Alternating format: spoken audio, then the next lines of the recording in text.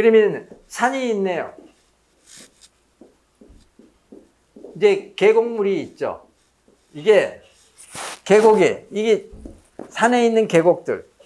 여기에 이제 모이죠. 이게 여기에 모여서 요게 또 요 계곡물들 개천들이 모여서 실개천들이 만들어지고 그 다음에 강으로 가죠. 이제 강으로 간단 말입니다. 여기 다 모이죠. 그처럼 이러한 독소들은 가장 낮은 곳으로 가요. 이게 물은 가장 낮은 곳으로 가잖아요. 계속 위치 에너지가 낮은 곳으로 계속 내려가죠. 물은. 그처럼 우리 몸의 독소도 계속 우리 몸의 낮은 곳으로 내려가요. 낮은 곳이라는 얘기는 뭐냐면은 차가운 곳인 거예요. 차가운 곳으로 계속 가는 거예요. 차가운 곳이 독이 모이는 곳이에요. 그러다 보니까는 차가운 곳은 혈액순환이 안 되는 곳이죠. 또 그래서 그쪽으로 모이기 시작해요. 유전적으로 약한 곳. 이러한 독은 다른 곳은 배출되지만 남는 것은 전부 다 결국에는 물이 낮은 곳으로 흐르듯이 우리 몸에 있는 독은 차가운 곳으로 모여요. 그래서 어떤 사람은 유전적으로 가장 취약한 곳이 자궁이다. 그러면 전신의 독이 자궁으로 모이는 거예요. 물론 자궁 자체에서 생긴 차가운 곳이기 때문에 발생되는 독이 있죠. 어떤 사람은 위장으로 몰려요. 위장을 혹사한다든지 또는 유전적으로 위장이 약하다든지 하면은 위가 가장 차가운 곳이 되죠. 그래서 위장으로 몰려요. 위 자체의 독도 있지만 어떤 사람은 신장으로 몰려요. 그것은 독이 몰리는 것은 유전적으로 약한 곳, 즉 해독 처리가 안 되는 곳. 근데 적당히 오면은 되는데 계속 오랜 동안 만성적으로 오죠. 그러면 그곳에 암이 생기는 거예요. 그래서 암은 전신 질환이에요. 자궁암이다. 자궁만 문제 있는 게 아니에요. 다른 곳에 있는 독들이 자궁으로 몰린 거예요. 유방암이다. 다른 곳에 있는 독이 유방으로 몰리는 거예요. 특히 유방은 이 가는 하수도가 무지 많은 조직이에요. 하수도, 인파 조직이 굉장히 많은 곳이 유방인 거예요. 즉 하수도가 많이 흐르는 곳. 왜 그러냐면은 유방은 유두가 있고 유두는 구멍이 뚫려 있어요. 미생물이 볼 때는요 큰 구멍인 거예요. 바이러스나 이런 곰팡이 봤을 때는. 그래서 유방 조직에는 백혈구가 굉장히 많아요. 면역세포들이.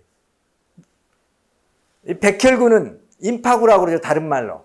과립구와 임파구인데 뭐냐면 임파에 있는 곳, 즉 림프에 있는 곳, 즉 하수도에 있는 곳. 하수도가 쓰레기, 균들이 많으니까 항상 거기에 백혈구가 많이 상주해요. 백혈구는 독이 있는 곳에 있는 거예요.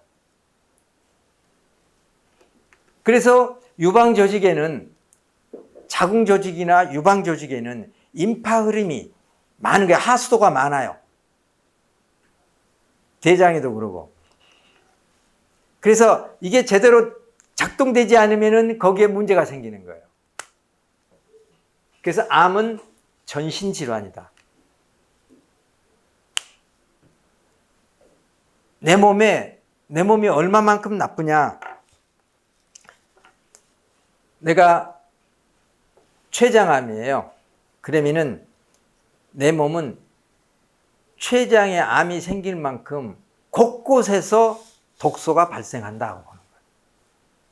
그리고 이제 췌장에 암이 생겼네요. 그러면 그게 커지는데 계속 독이 많아요. 그러면은 웅덩이가 큰 것도 있고 작은 것도 있는 거예요. 자, 여기 먼저 고이겠죠. 근데 여기 고이는 과정에서 계속 많으면 이쪽도 고이는 거예요. 그러면 이쪽에 또 암이 생겨요. 그래서 이 암이 일이 간 게 아니에요. 요게 그냥 생긴 거예요. 다시 독이 이쪽에도 생기고 이쪽에도 고이고 이쪽에도 고이고. 그래서 우리가 암은 우리의 원수가 아니고요. 우리의 적이 아니고 나를 통해서 스스로 십자가를 지는 거예요.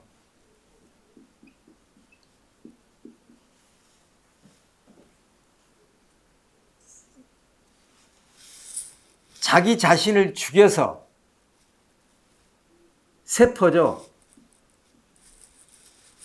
생명을 만드는 거, 유지하는 거.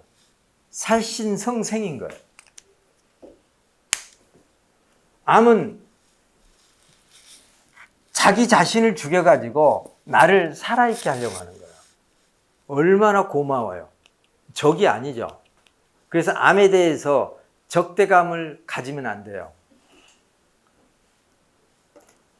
이걸 내 몸에 암이 생기면은 그것을 미워하면 안 돼요. 이놈을 어떻게 하면 죽여버리지 하는, 이놈을 죽여버릴까?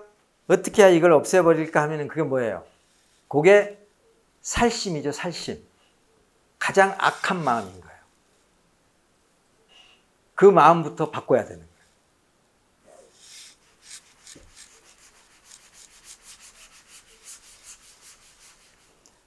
거예요. 내가 어떻게 하면 너 독 먹느라고 고생스럽지? 다른 세포들은 다 안 먹는데 네가 대신 먹어주는구나. 고맙다.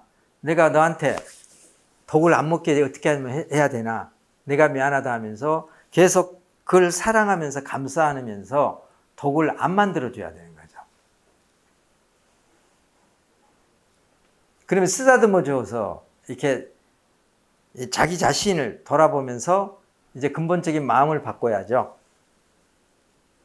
그렇게 해야 이제 암세포도 위로받는 거죠. 그게 바로 이제 감사하는 마음이잖아요. 감사하는 마음, 내 몸에 살심이 없어질 때 어마어마한 치유의 호르몬이 나오는 거예요.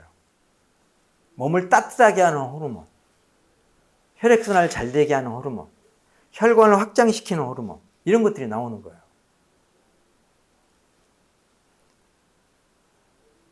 누군가에게 대해 미워하는 마음을 갖게 되면은 가장 피해를 본 사람은 누굴까요? 자기 자신이에요.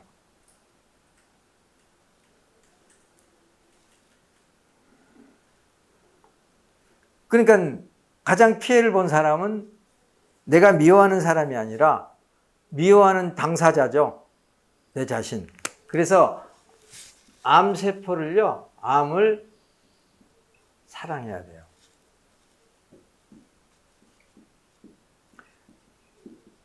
마음의 독과 육신의 독이 합해질 때 병이 와요. 그래서 비록 육신의 독이 있다 하더라도 마음의 독이 없으면은요, 야, 저렇게 먹고도 저 사람 어떻게 저렇게 살지? 그런 사람 보면 분명히 가만 보면은 마음이 소갈딱지가 없는 사람입니다. 마음에 특별하게 그 스트레스 안 받고 특히 감사할 줄 아는 사람, 이런 마음, 지나친 희생정신, 그리고 인내. 그러다 보니까는 육체에 과로가 오게 되고요. 그리고 자기도 모르는 마음속에 들어있는 근심, 걱정이요. 그리고 미래에 대한 불안감. 당연히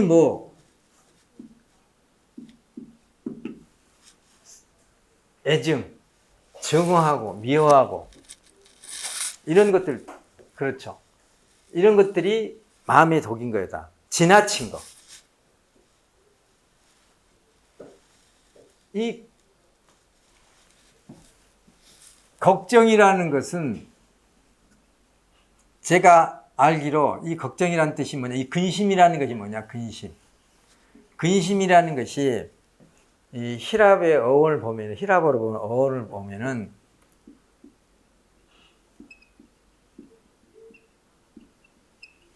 그 어원 내가 잘 쓰지는 못하지만은 이 근심이라는 그리스어 그 어원이 뭐냐면은 목을 조르다라는 뜻이래.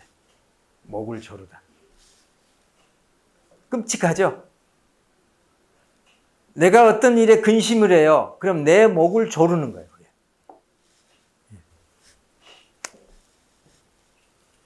그러면은 근심, 걱정, 불안감 내지는 상대방에 대해서 너무 지나친 사랑을 갖고 자꾸만 거기를 위한 이런 용어로 이렇게 해서 지나치게 희생과 봉사를 하는 거예요. 그리고 미래에 대한 불안감을 갖고 있다는 얘기는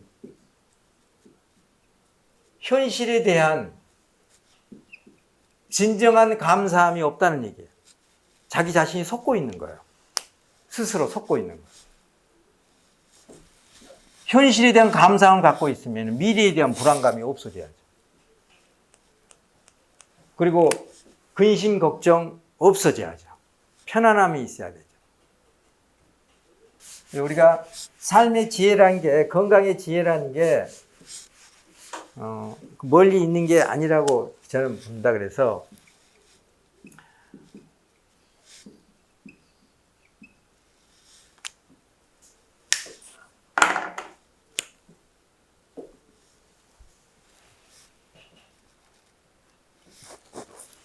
이게 독립된 품사죠. 그래 둘 떼어 쓰죠. 맡긴다, 버린다.